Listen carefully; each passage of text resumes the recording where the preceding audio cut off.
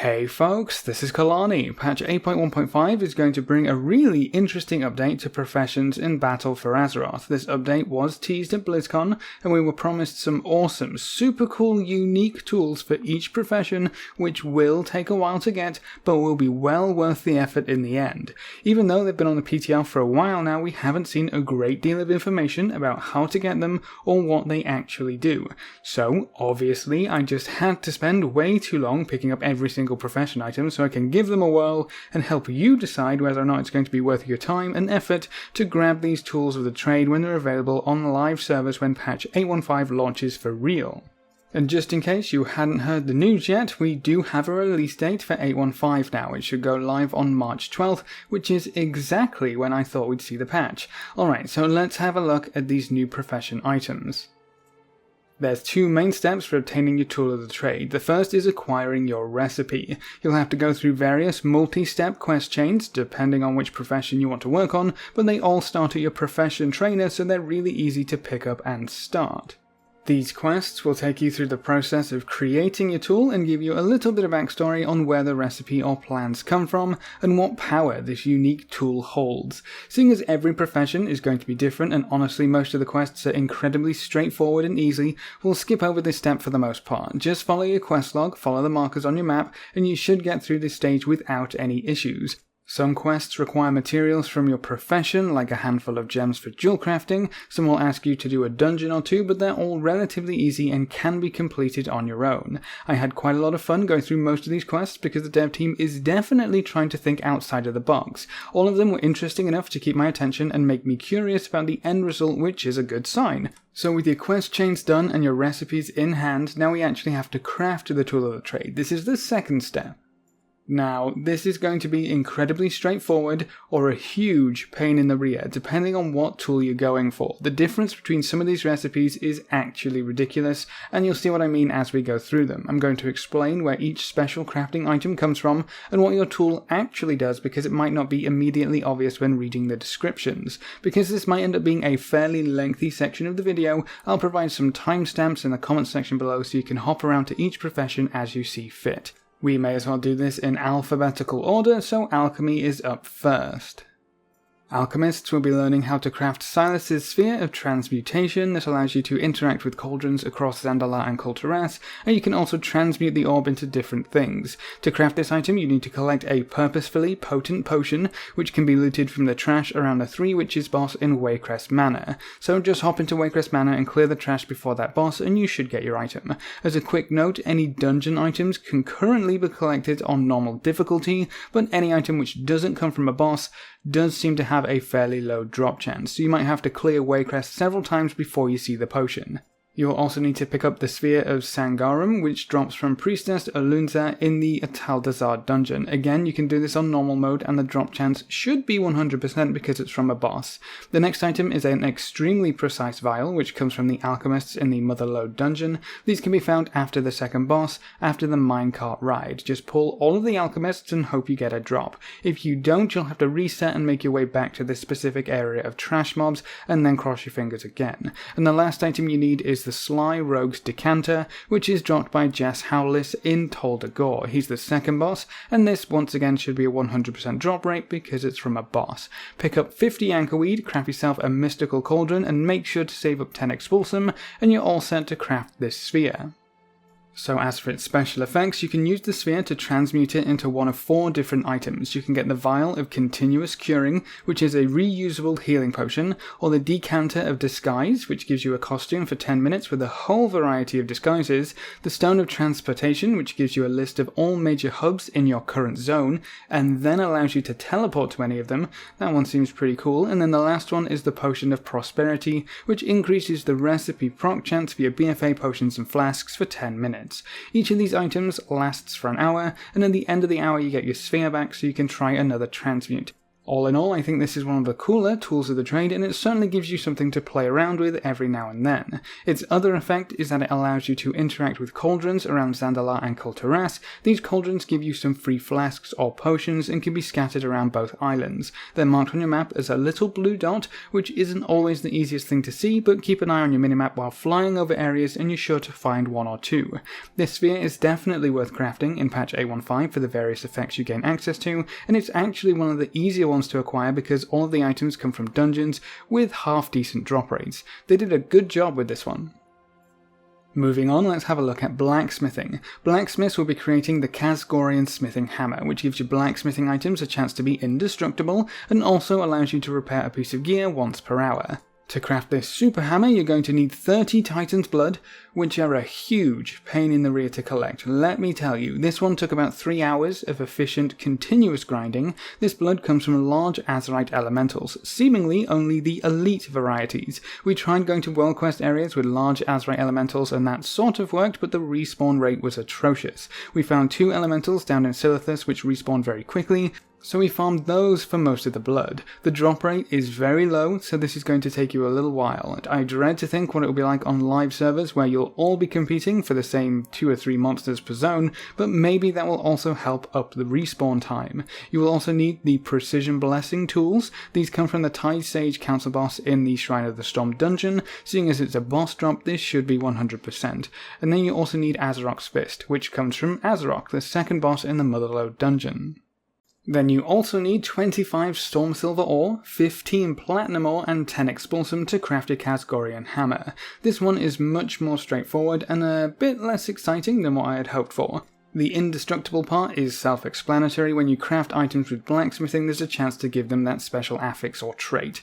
The repair effect is also kind of lame compared to what we thought it was going to be, and how I thought it used to read. It allows you to repair a single item to max durability once per hour. So not quite the full repair like a lot of people had hoped, though that would have been fairly powerful, but I now doubt it's going to see much use at all.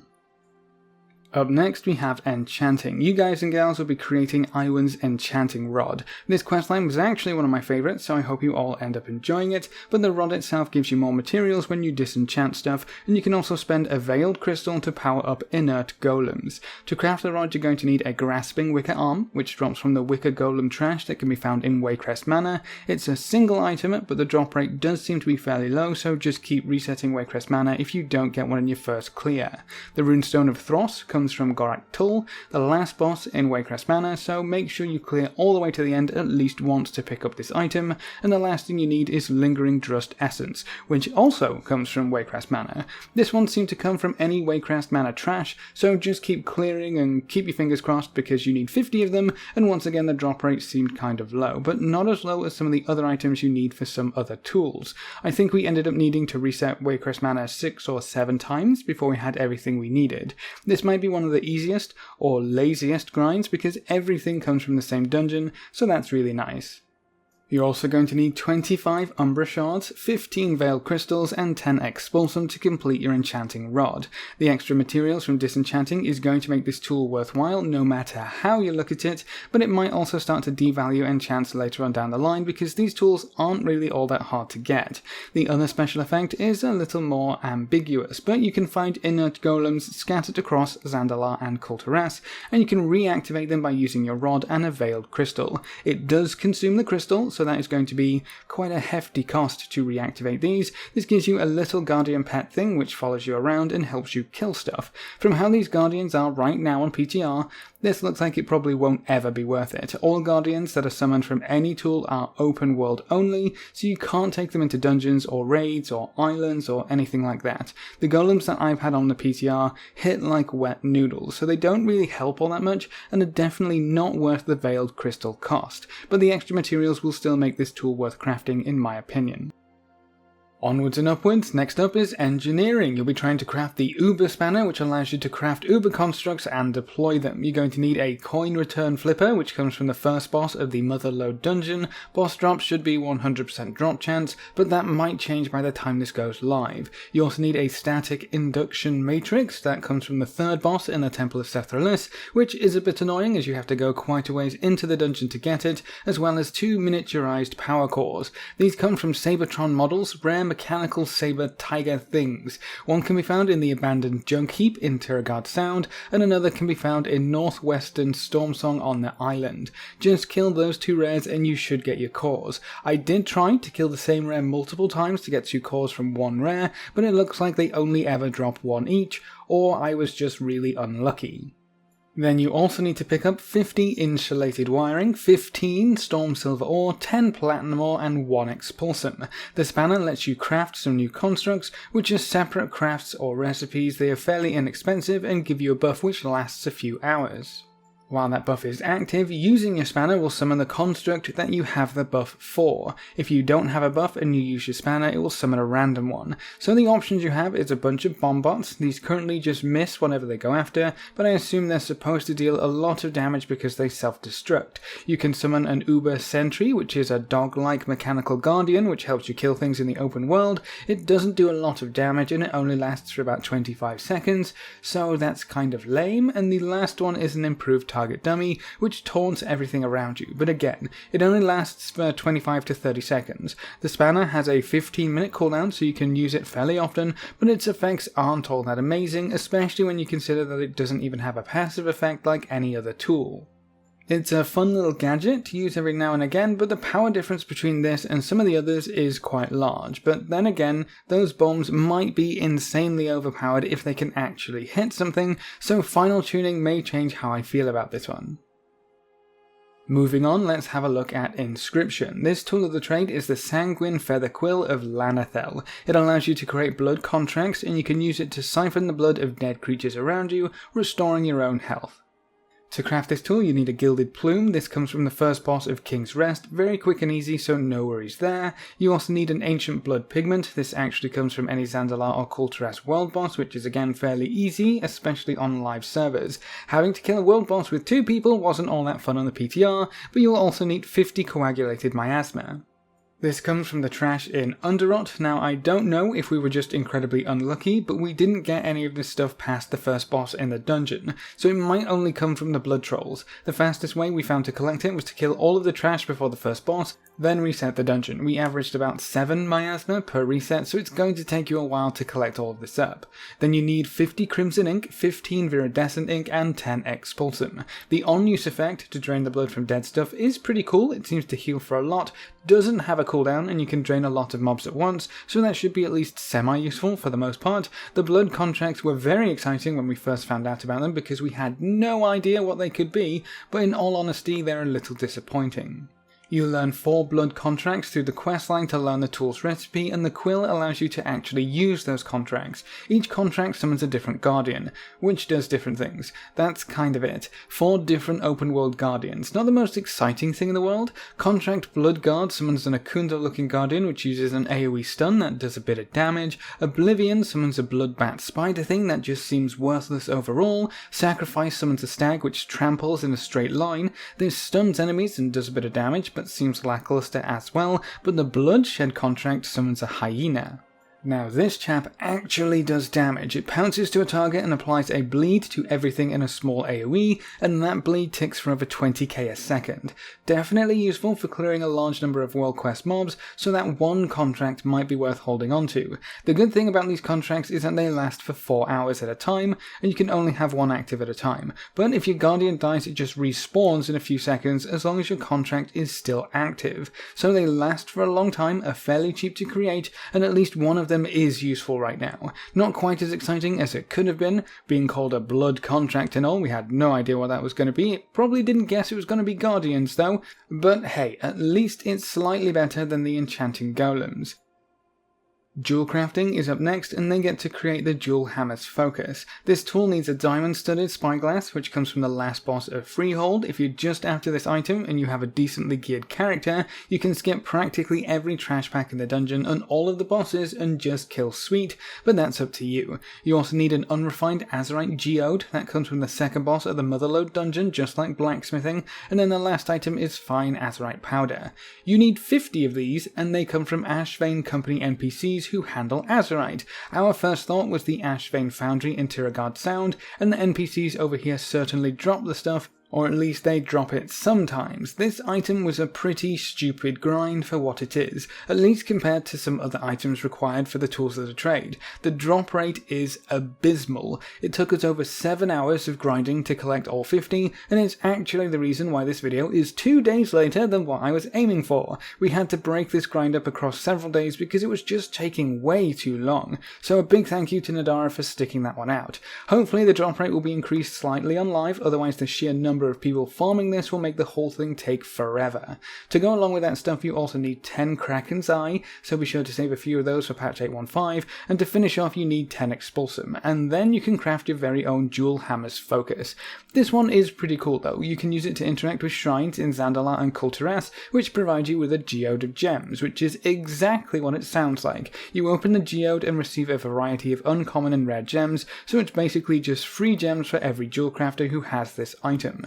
I'm not too sure how many shrines are out there, or what the cooldown is, but you can't just spam the same shrine over and over, so it does have some limits. The other use of this tool is fairly crazy too. You can use it to pop out any gem in your gear anytime you want. You keep the gem and the focus has no cooldown, so you can pop out all of your gems at the same time, replace them all with a different stat, and then pop them all out again and do it over and over again. You literally only ever need a handful of gems to cover your gear for the foreseeable future if you craft this tool.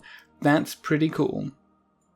We're nearing the end of the list. Let's take a look at Leatherworking and the Mallet of Thunderous Skins. This mallet allows you to interact with Drums of Primal Might, which are in various spots in Zandalar and Kul Tiras, to get one of 3 buffs. You can also use the mallet as a Lust Drum, and it provides the same 25% haste for 40 seconds. To craft it, you'll need 4 long regal sinew, which come from almost any Risen Devilsaur from what it sounds like, but personally, I just killed Rizan in normal Ataldazar 4 times because that seemed easier and faster than figuring out whether or not a random Risen Devilsaur is going to give me the item or not. A good spot to try would be the Bloodgate, as it goes down into Nazmir. Lots of Risen Devilsaurs there, but Rizan also works well too. The other special item is Spirit of the Bested, which is a huge pain in the rear. This comes from rare beasts in Zandalar and Kul Tiras zones, but it's incredibly irregular. I tried killing some rares multiple times with no luck. Some rares gave it to me on the first attempt, other rares didn't give it to me at all after 5 or 6 kills. I ended up killing every single rare beast in Zuldazar, Nazmir, Vol'dun, Tiragard Sound and Stormsong Valley, and I only ended up with 14. To get my 15th, I killed the same rare 6 times and it eventually dropped one for me, so this might just be a case of a really bad drop rate, but I don't think the same rare can drop the spirit more than once. This again might change by the time this goes live. Hopefully the drop rates are increased, but if they aren't, just try to kill each rare until you get at least 1 spirit from them. You're also going to need 50 Bloodstained Bone, 50 Tempest Hide, 25 Hardened Tempest Hides, and 10 Expulsum to finish off your mallet. So the Bloodlust effect is fairly straightforward. It just replaces your Drums of the Maelstrom, or Drums of the Mountain, or whatever other drums you are carrying, and provides you with a permanent 25% lust option. Obviously that's not much use if you're a shaman, a mage, or a hunter, but at least it has a secondary effect. You can whack a Drum of Primal Might to gain a variety of buffs. The first one gives you 400 of your primary stat, so agility, strength or intellect, while the second one gives you 500 armor and 450 stamina, and the last one gives you a speed boost which continues to ramp up as you continue to move, but it caps out at 50% increased speed, and doesn't actually do anything if you're mounted up. It also reduces fall damage, so a nice little buff there which lasts for 30 minutes, and each drum is located in your faction's main hub of every zone, so there's 6 in total. You actually place the drums yourself as part of the quest, so you should know exactly where they are by the time you get your mallet. And last but no means least, we have tailoring and the synchronous thread. This one allows you to find Kulturan and Zandalari cloth more often in the world, and allows you to mend tears in the fabric of time. To craft it, you'll need an essence of the Troll Dynasty. This comes from the last boss of King's Rest, so just work your way through to the end and you should get it with no problems. The next item is an essence of the Regal Lower. This one comes from Razan in the Ataldazar dungeon. You also need the essence of the Depths. This one comes from the last boss of the Siege of Boralis, and then you also need an essence of the Sands, which comes from the last boss of the Temple of Sethralis. So lots of dungeons, lots of end bosses, but guaranteed drops all the way down. Then you also need 100 Tide Spray Linen, 100 Nylon Thread, and 10 Expulsum. Now this item is a little weird because it doesn't really seem to do much outside of its one effect. The passive Sounds Like Cloth Displaced in Time can be found more often, which might just refer to this expansion's cloth dropping more often from mobs, or it might refer to this expansion cloth having a higher chance to drop from the mini-events that this tool allows you to interact with. Across the BFA zones you can find time rifts, which are marked as big yellow circles on your minimap. If you head over to these and use your tool, you weave and stitch time to close the rift, and then you can get different results. You can get attacked by stuff and get no items, you can get attacked by stuff and get old expansion cloth, or you can just get a cache which contains old expansion cloth. It was fairly hard to find time rifts, so if you aren't out in the world a lot, you probably won't get any use out of this item, and even when you do find them, the results don't seem that amazing. Unless you absolutely have to have some old expansions cloth for old expansion recipes or something weird. You did get rare versions of the old expansion cloth, so that might save you a bit of time somewhere, I'm not too sure. But that's every profession covered. What an ordeal. Hopefully you aren't trying to pick up every single tool of the trade, because I can tell you, going through all of those dungeons and all of those low drop rate grinds is very time consuming. I'm just lucky that Nadar and I are able to duo pretty much any dungeon on normal difficulty, though I must say quite a few of them were pretty fun when they gave us a little challenge. Pulling half an instance and AoEing it down was pretty fun too. But anyway, I would say the jewel crafting tool is probably one of the best out there, the enchanting tool is definitely going to see some heavy use, and the alchemy one is probably my favourite so far, so much so that I might re-level alchemy on my priest just so I can have that sphere to play around with. What do you think of your profession's tool of the trade from what you've seen so far? Are you really excited about anything in particular? Or maybe disappointed with some of the profession's special tools? Leave all your thoughts in the comments section below. A big thank you to all of our supporters over on Patreon. You can see their names floating by on screen. If you want to join these lovely guys and gals, you can find a link in the description below. Remember to leave a like just below the video before you leave, and if you want to see more, make sure to subscribe. But apart from that, thanks for watching folks, good luck and have fun, and as always I will see you next time.